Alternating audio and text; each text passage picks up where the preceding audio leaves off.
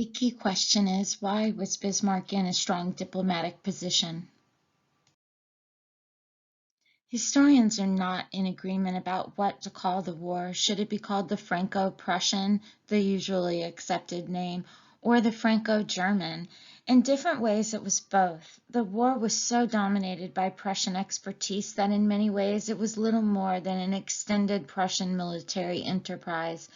Bismarck and General Moltke organized the German war effort, and Prussian troops outnumbered all other troops in the army. Nevertheless, the war was also the first genuinely German war in which all the German states fought. At the beginning, some support, particularly in the southern German states, was less than enthusiastic. But by the end of the war, this had changed. All Germans were proud of and wished to be associated with Germany's triumph. Moreover, by 1871, all Germany was united by blind hatred of France and all things French.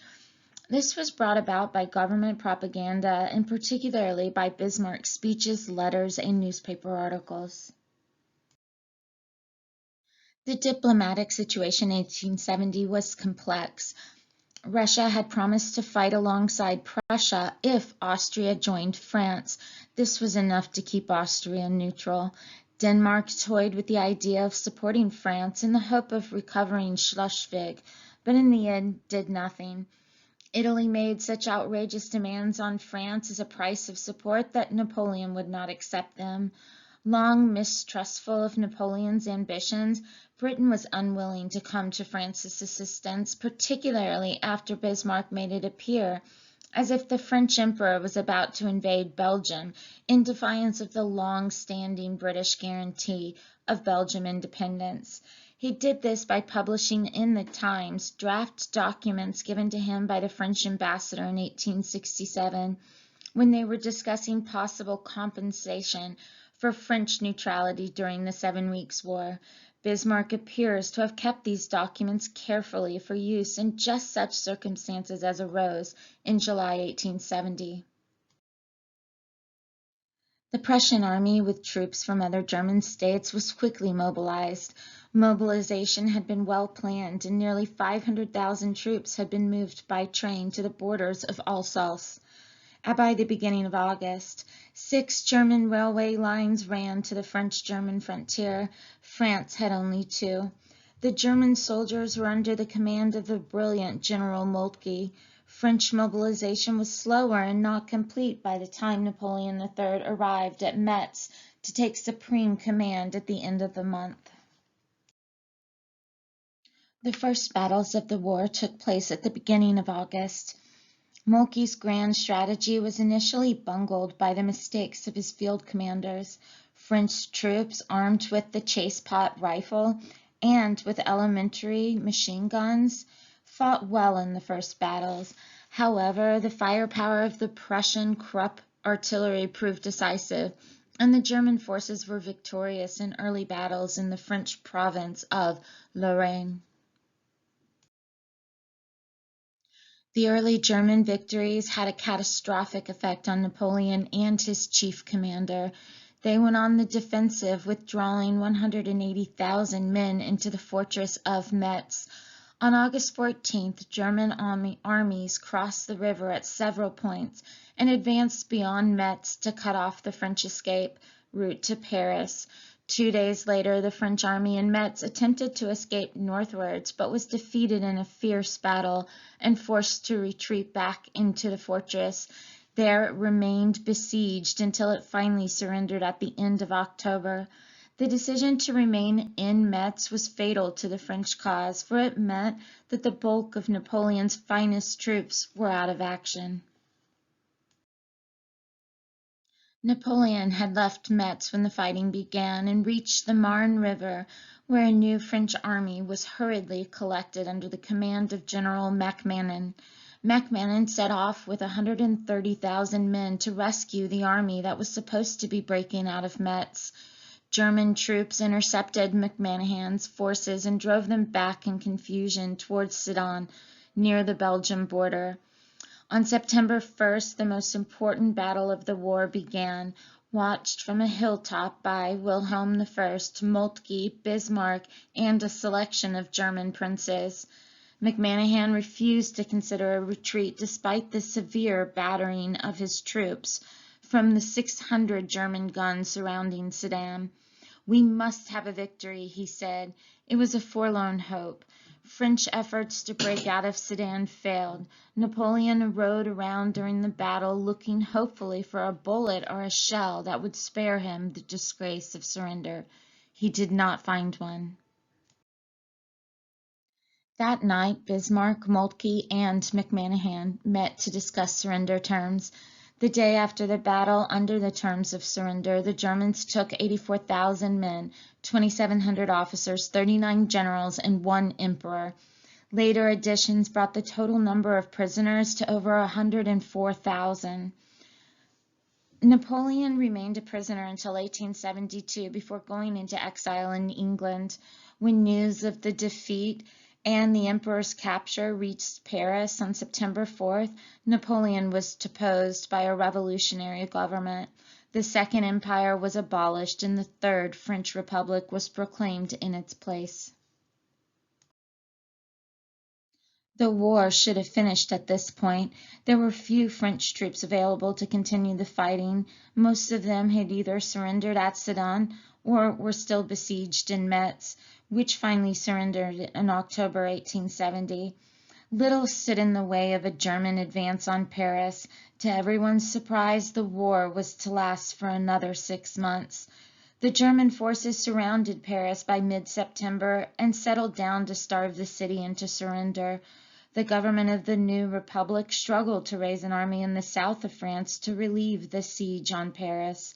The result was a large, undisciplined, enthusiastically patriotic mob, which proved no match for the experienced German army. By January 1871, Parisians, desperately short of food, were also subject to bombardment by German guns. On January 28, 1871, the French government finally agreed to accept an armistice. Another key question is, what were the main results of the war? From the start of the war, Bismarck was determined that King Wilhelm I of Prussia should become Emperor of Germany. This was not an easy matter. The 4 southern states had to accept him. Moreover, Wilhelm himself was reluctant to accept a German title, which would take precedence over his Prussian one. He was also determined that the offer of the imperial crown should come from the princes and not from the German people, as it had been done in 1849. Bismarck was helped by the fact that the successful war against France created a tidal wave of German patriotism. Popular pressure in the 4 southern states for turning the wartime alliance into a permanent union grew. This strengthened Bismarck's negotiating hand with the South German princes. Seeking to preserve Prussian influence at the same time as creating a united Germany, he was determined that the new Reich would have a constitution similar to that of the North German Confederation. The South German rulers, by contrast, wanted a looser system in which they retained more rights. Bismarck had to use all his diplomatic skill to get his way. His trump card was the threat to call on the German people to remove those rulers who stood in the way of unity. He also made some symbolic concessions, most of which meant little in practice. Bavaria, for example, was allowed to retain its own peacetime army and a separate postal service. King Ludwig II of Bavaria, who was particularly reluctant to cooperate, was finally won over by a secret bribe. Bismarck agreed to pay him a large pension to pay off his debts. He used the money confiscated from the King of Hanover in 1866. In November 1870, separate treaties were signed with each of the 4 southern states, by which they agreed to join the German Empire. The new Reich was to be a federal state. Constituent states retained their monarchies and had extensive power over internal matters. but real power was to rest in the hands of the emperor, his army officers, and his hand-picked ministers, of whom Bismarck, the new imperial chancellor, would be chief. Ludwig II, King of Bavaria, agreed to put his name to a letter asking Wilhelm to accept the title of emperor. The other princes were then persuaded to add their names, and the document was sent to Wilhelm. The appeal was then passed in December 1870 by a deputation to Wilhelm from the North German Reichstag. On January 18, 1871, King Wilhelm I of Prussia was proclaimed Kaiser, or German Emperor, not in Berlin, but in the great French palace of Versailles, just outside of Paris. There was some difficulty about William's precise title. He had set his heart on Kaiser of Germany, but as part of the deal made with the King of Bavaria, Bismarck had agreed that the title should be German Kaiser. The situation was saved by the Grand Duke of Baden, who neatly got round the problem by shouting out, "Long live His Imperial and Royal Majesty Kaiser Wilhelm." Wilhelm, gravely displeased, pointedly ignored Bismarck as the royal party left the platform. Bismarck, given his overall success, could afford to disregard Wilhelm's displeasure.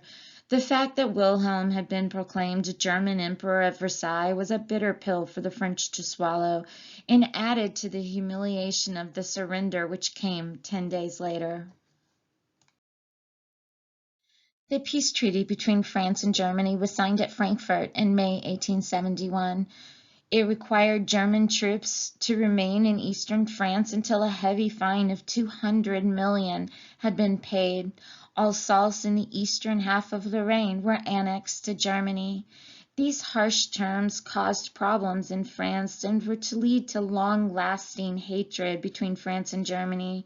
What we have gained by arms in half a year, we must protect by arms for half a century, said Moltke.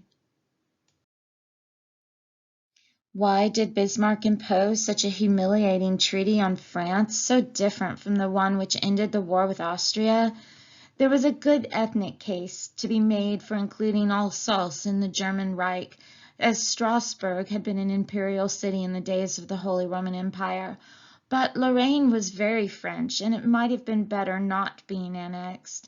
Although Alsace and Lorraine were rich in iron ore and good agricultural land, Bismarck's interest in them was not essentially economic. There were good strategic reasons for taking both provinces. Bismarck believed that the French defeat, irrespective of the peace terms, turned France into an enemy. He thus wished to ensure that France was so weakened that it could pose no future threat to Germany. The fortresses of Metz and Strasbourg were crucial. Metz, in Moltke's view, was worth the equivalent of an army of 120,000 men. During the war, the German press had portrayed France as the guilty party. Just defeated, most Germans now believed it needed to be punished. One way of doing this was to annex Alsace and Lorraine.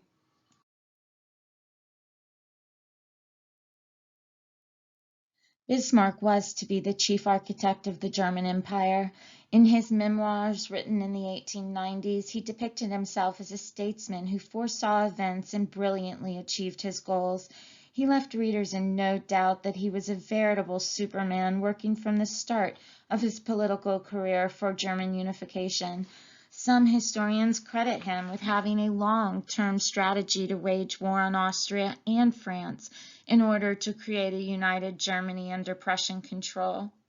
Other historians are not that convinced. They point out that in later years he was somebody who was not present at every meeting. Either way, it is possible to argue that Bismarck did not make Germany, rather Germany made Bismarck. A variety of factors, German nationalism, Prussian economic growth, the international situation, and the Prussian army, were such that Bismarck was able to gain credit for the bringing about a unification which may well have developed naturally, whoever had been in power. However, whatever view is taken about the inevitability of German unification, it is clear that it happened as it did, when it did, largely as a result of Bismarck's actions. Perhaps his main skill as a diplomat lay in his ability to isolate his enemies.